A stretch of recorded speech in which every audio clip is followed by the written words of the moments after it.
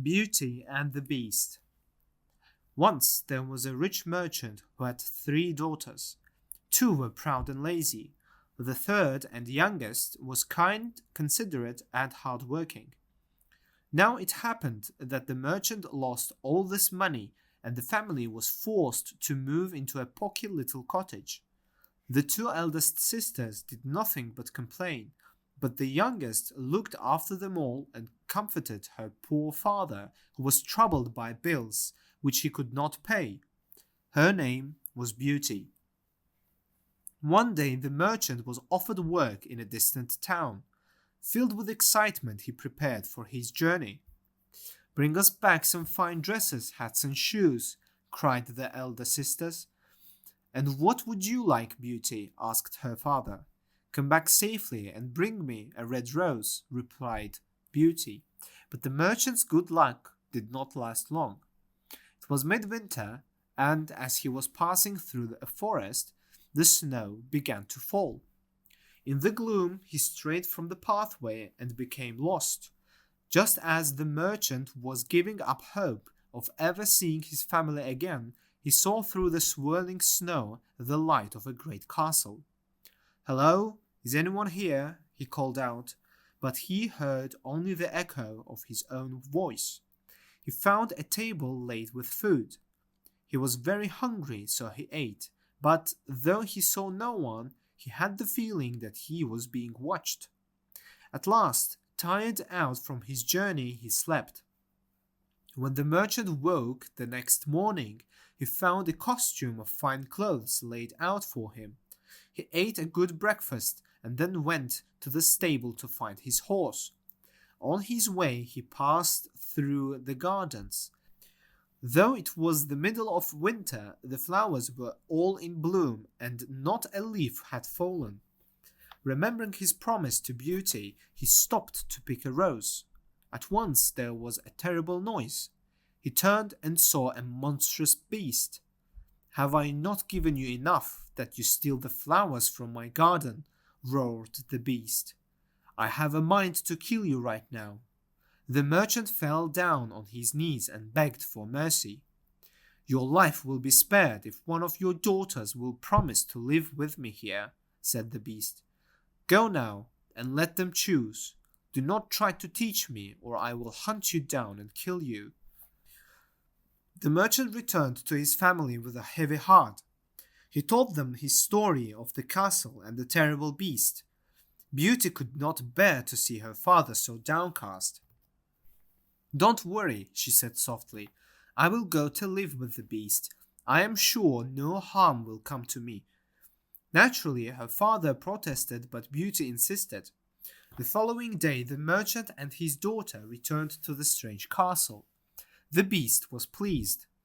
He gave Beauty fine dresses to wear, and to the merchant he gave a chest of gold, but he told him he must leave the castle and never return.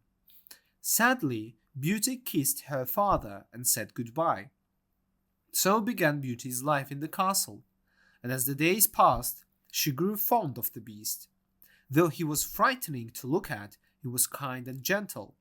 In the evenings, the beast would play beautiful music and tell her stories of the strange lands through which he had traveled, while she sat by the fire.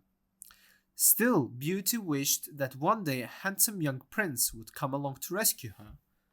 Then one night she had a strange dream. An old woman appeared to her and said, "Do not judge by appearances. What is ugly on the outside may be beautiful inside." In the morning, Beauty thought about the dream, but mistakenly she decided it was not important. One misty morning, the beast found Beauty crying in the garden. "What's the matter?" he asked. "Your roses are beautiful," she replied, "but they remind me that if I had not asked my father to bring me back a rose, I would not be your prisoner here." "A prisoner? Don't you know that I love you? Will you marry me?" asked the beast. "No, I cannot marry you," said Beauty. "You are so ugly." Then the beast bowed his great head and wandered sadly away. The next day Beauty found a mirror. She looked into it, and there she saw her father, lying ill. That evening she told the Beast what she had seen and begged to be allowed to visit her father. The Beast reluctantly agreed, providing that Beauty promised to return. So it was that the following morning Beauty left the castle. "Remember your poor Beast who loves you," said the Beast, "and return within 3 weeks." When Beauty arrived home, her father was indeed very ill. However, after his daughter's arrival, he quickly began to recover. The weeks passed by, and Beauty forgot her promise to the Beast. Then one night she had a dream. She saw the Beast lying dying under a tree in the castle gardens, and all around him the leaves were falling, and the sky was heavy as lead. Beauty awoke horrified. She rushed to her horse and rode like the wind to the castle. There she found the Beast lying dying, just as in her dream. "Dear Beast," cried Beauty, "I did not realize before that I love you. Now you are dying." Beauty's tears fell upon the Beast's rough fur, and slowly he began to revive. "Beauty, have you come back to me? Will you marry me now?" he whispered.